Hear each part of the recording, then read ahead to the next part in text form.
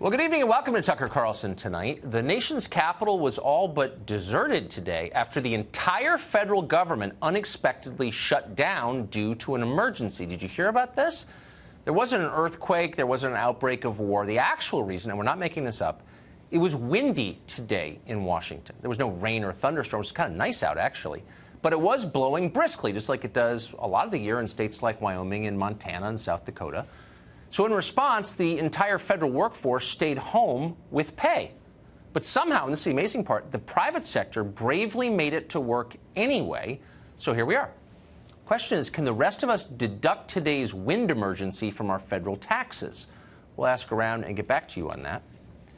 But first, the debate over the Second Amendment. Last night, we criticized the president for saying authorities ought to confiscate guns first and worry about due process later. That is unconstitutional, as we pointed out, and we're pretty sure the president is reconsidering that. News reports today say he is. But we didn't want to leave the impression last night that the administration is the main threat to gun rights or to due process. It's not. In fact, it's not even close. Here's a reminder of how the other side feels about those things.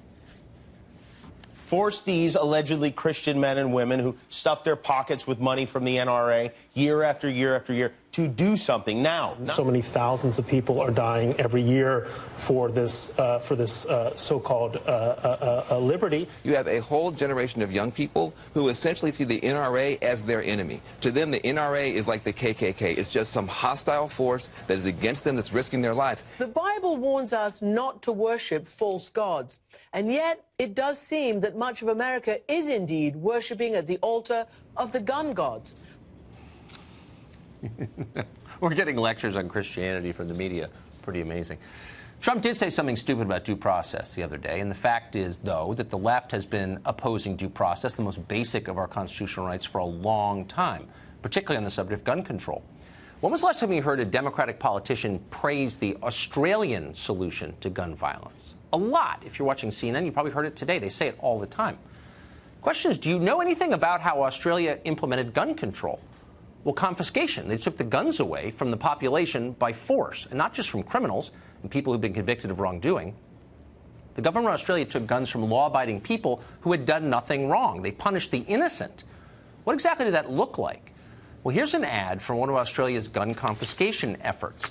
It shows naked men in a prison shower and warns the public to turn their guns in or else they'll be sent to prison too. Effectively, the government threatened law-abiding citizens with prison rape if they didn't surrender their guns. That's what liberals are calling for in this country every time they talk about the Australian solution. And there are a lot more ads like that. We're going to tweet them out tonight. By the way, that's what the assault weapons ban is. Democrats are pushing for a law that would outlaw more than 200 kinds of firearms, as well as all guns that have various irrelevant cosmetic features like bayonet lugs and lots of other things that people who wrote the law know nothing about. If that law passes, and it might if the Democrats take Congress, you will be punished. You'll have fewer rights. But wait a second. You've done nothing wrong. You never shot anybody. You have no plans to shoot anybody. Doesn't matter. Democrats will treat you the same way they treat convicted felons, as unworthy to be trusted with firearms. Meanwhile, their bodyguards will still have the most powerful guns available. Of course they will, because they can, because they're in charge, and you're not. The left is also demanding the government bar people under 21, these are people who are eligible to vote and serve in the military, from buying firearms. Now, again, most people under 21 haven't done anything wrong. They haven't been convicted of a crime or committed crimes. But a few of them have. So Democrats are saying all must be punished. Imagine applying the same standard to other constitutional rights. For example, let's say somebody shouted fire in a crowded theater and scores died. Would the rest of us lose our right to free speech? These are real questions. They're inconvenient so soon after the massacre in Parkland, for which the country is still grieving. But we should remember, this is a country worth living in precisely because we take the Constitution seriously.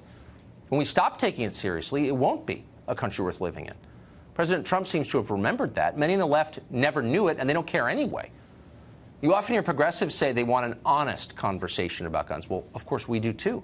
And that's why we've invited the heads of almost every different gun control group to come on this show and tell us what they really believe. We'll let them talk. Mike Bloomberg's group, George Soros' groups, Gabby Gifford's group. They've all refused to come on. They're delighted to appear on CNN, obviously, where they're celebrated and never challenged. We'd still like to have that conversation because we think it's important, so we're joined tonight by someone who will come on, Antoine C. Wright. He's founder and CEO of Blueprint Strategy, and he joins us tonight. Antoine, thanks for coming on. Thank you, Tucker, for having me. Well, I appreciate it because so many others with your views won't. It's an analogy, but I think it's still worth talking about. What I just mentioned a minute ago about another constitutional right, the freedom of speech. If someone were to misuse that freedom in a way that was illegal, would that mean the rest of us had to give up some of our right to the freedom of speech? Absolutely not, Tucker. But here's what we all have to do. We all have to take a deep breath and focus on the issue at hand. For me, the focus on the issue at hand is trying to figure out how we prevent another mass shooting in this country, right, so one more parent can not have to deal with burying their child once again. That's where my focus is. I don't want to make this, Tucker, I don't want to make this about left or right, liberal or conservative. This is simply about trying to do something to prevent another mass shooting. Well, obviously, but wait, hold on. I totally agree with that. I think every decent person, maybe even some non-decent people agree. Nobody thinks these are good. They're hurting the country. We're all against them. The question is, what do you do? There are policy solutions being floated, and the question is, are they good ideas or not? Are they consistent with the Constitution or not? So what is the solution to these shootings that you think would work? Well, here's what I think reasonable people believe. We know that somewhere north of 65% of the American people believe we should do something. Here's what I think we should do. One, I'm not one of those people who say we need to take away everyone's gun. I know that's the fallback Republican talking point. Democrats want to take away their guns. That's not true. I'm a proud weapon owner. I appreciate being able to carry my gun freely in this country. But here's what I do believe. If you have mental health issues, there's probably a good chance that you should not be able to have a firearm. If we can close the Charleston loophole, I'm from South Carolina.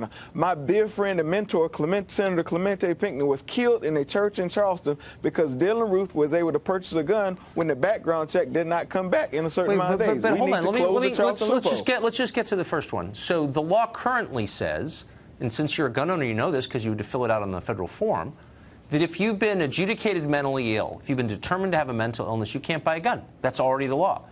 So what changes would you make since, again, that's already the law? Well, here's the thing. Different states have different laws. Recently in South Carolina, we passed legislation. I'm sorry to interrupt. That's federal. That's on the federal form, the federal background check the DOJ does on every gun owner. If you buy a gun, you have to fill this out. And you're not allowed to buy a gun if you've been adjudicated mentally ill. So what specific change would you make? Well, I think the word is mental illness. It varies. One doctor can diagnose you one thing, one the other. But I think we need to be consistent when we talk about the issue of mental health issues, and that's just one thing I would change. The other thing I would change. What would the change? I mean, I don't want to be obstinate, but I just want to get to the specifics here because the specifics matter. It's public policy. What specific change would you make? On the issue specifically of mental health. In some places, people with mental illnesses can go into a gun show or either online and buy a weapon. You and I both knew that. That's why we just saw that happen. Hold on. We just saw that happen in Florida. A kid with mental illness was able to buy a gun because the school refused to turn him over to the cops. But how would you stop that? What would you do specifically? That's my point. We have to have comprehensive, extensive background checks so that we can prevent another person. Who has mental health issues from having a gun. Okay. But here's where we're having an actual bipartisan, real conversation. We both agree that the mentally ill, dangerous people shouldn't have guns. But what do you do specifically? We already have a comprehensive background check. Would you, I don't know, tell me your solution. I'm sincerely interested. Tucker, if you let me finish getting through, we're going to have to tighten up on closing the gap to make sure that these laws are in place, making sure they're truly enforced. But the law's already there, so I'm confused. But again, enforcement, there are laws on the books, but we have to enforce them and tighten and strengthen them where we need to. Okay. Let me ask you this question. I think you can agree with that, right, Tucker? Yeah, I don't know what that means. It doesn't actually mean anything. I mean, it's the kind of thing that all of us, even Jimmy Kimmel, can sort of nod and feel virtuous, but like... Tucker, it means enforcing the laws on books. There's no reason why this young man in Florida shouldn't have been able to Let me ask you a question, though, since we're on this subject. So there are hundreds of thousands, close to 500,000 returning veterans from Iraq and Afghanistan who get money from the federal government. A lot of them are on medication because they have a mental illness. They've said that. It's called PTSD. Should they be allowed to buy guns? I don't think so. Okay. Well, you said You can fundamentally disagree. I'm just searching for honest answers from people. I don't have to agree. I just want to know what you thought. And you said it honestly, and I appreciate that. But Tucker, can I give you a few more things that I think reasonable people we're almost out of time, but hit me really quick. Yep. I think reasonable people agree that we need to make sure that if you're under the age of 18, you should not be able to purchase an assault weapon in this country. I think should that's you be able reasonable. to carry one as a member of our armed services at 17, which is now the law? As a member, you are trained to fight war as a member of the armed service. But if we don't trust you to, hold on, can I ask you a question? Let me finish. Let me finish. Law enforcement and members of our military, I think that is the one exception I think Democrats and Republicans But if can we don't agree trust upon. you to carry a gun, why are we trusting you to vote? Tucker, that's apples and oranges. No, it's not. Yeah, I of mean, course it is. people who vote We're run the talking about- country. we're talking about. So you're not trustworthy enough to carry a firearm, voting but cannot you kill can someone, vote? Tucker. When you vote, go into the booth to vote, you don't run the risk of being able to kill someone. That's where you're wrong, Antoine. Read a little history. Oh, my God. Well, please tell me how, Tucker. I would love to hear that. There have been a lot of maniacs who killed a lot of people who have been elected to the ballot box, as you may know. Anyway, we're out of time. Thank you, Tucker. Antoine. Appreciate seeing you.